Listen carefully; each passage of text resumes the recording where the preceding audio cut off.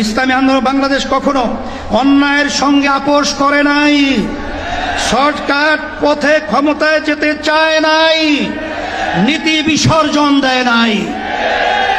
সবকিছুর ঊর্ধ্বে আমরা ইসলাম, দেশ ও জনগণের স্বার্থকে প্রাধান্য দিয়েছি। আগামীতেও আমরা জনপ্রত্যাশাকে পূরণ করতে চাই। আজকে মঞ্চে যারা আছেন যদি আমরা মুনাফিকি না করি, মঞ্চে যারা আছে যদি মুনাফিকি না করি, মুখের এবং কাজের কথা যদি একসাথে থাকেন, মুখের সাথে কাজের যদি মিল থাকেন, আমি এই লক্ষ জনতার সামনে কসম করে বলতে পারি আগামীতে ক্ষমতায় যাবে ইসলাম, ক্ষমতায় যাবে ইসলাম। আগামী দিনে বাংলাদেশে যাতে কোনো নির্বাচিত স্বৈরাচার, দুর্নীতিবাজ, লুটেরা ও সন্ত্রাসী শ্রেণী রাষ্ট্র ক্ষমতাকে ব্যবহার করে জনগণের অধিকার কেড়ে নিতে না পারে, রাষ্ট্রের সাংবিধানিক প্রতিষ্ঠানগুলোকে দলীয়করণের মাধ্যমে ধ্বংস করতে না পারে এবং একদলীয় কর্তৃত্ববাদী শাসন কায়েম করতে না পারে, সেজন্য প্রয়োজনীয় মৌলিক সংস্কার দ্রুত সম্পন্ন করতে হবে।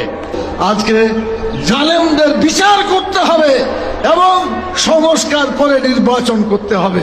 যদি সংস্কার ও বিচার না হয়, আগের মতো নির্বাচন হয়, এই নির্বাচন জনগণ গ্রহণ করবে না ইনশাআল্লাহ। এই জন্য সংস্কার চাই এবং নির্বাচনে কোনো পেশি শক্তি, কোনো কালো টাকার মালিক কেউ দেখাবে, ক্ষমতা দেখাবে, লুটপাট করবে, মারপিট করবে, ওখানে আপনার গুন্ডামি করবে। এই গুন্ডামি আগামী নির্বাচনে কি আমরা নির্বাচন কেন্দ্রে করতে দেব কি দেব না? বিজয় হবে হাত পাখা।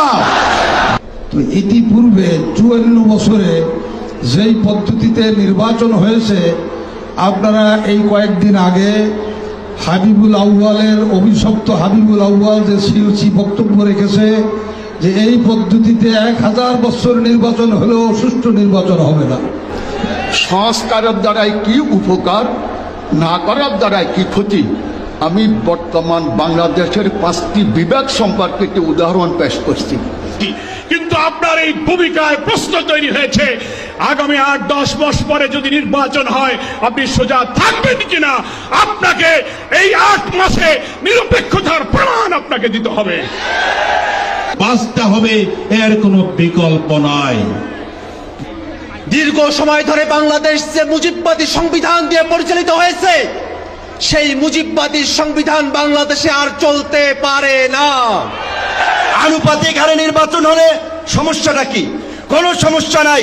প্রধানমন্ত্রীর মেয়াদ 10 বছরের বেশি না থাকলে সমস্যা কি?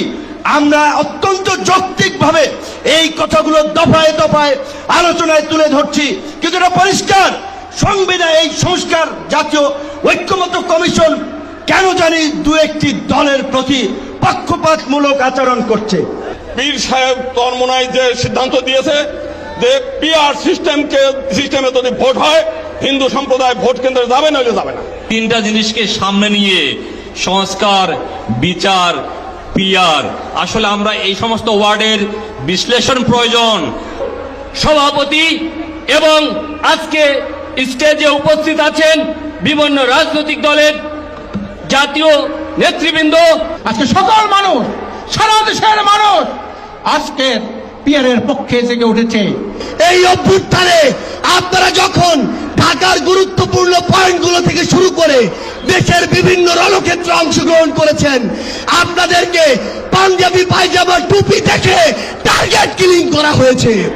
আমরা 2013 সালে শাপলা চত্বরে আমাদের রক্ত বিলীন করে শত শত মানুষ জীবন দিয়েছি। 2011-তে ফেসিবাদী হাসিনা সরকার আল্লাহর উপর পূর্ণ আস্থা বিশ্বাস তুলে দিয়েছে। আমরা দাবি করেছি, সংস্কার কমিশনের সঙ্গে বৈঠকে দাবি করেছি। আজকে এই জনতার মঞ্চ থেকে আমি দাবি করতে চাই, আল্লাহর উপর পূর্ণ আস্থা বিশ্বাস পুনর্বহাল করতে হবে। বিজয় হবে হাত পাখা। বৃষ্টি কি আমাদেরকে কাবু করে দিল নাকি?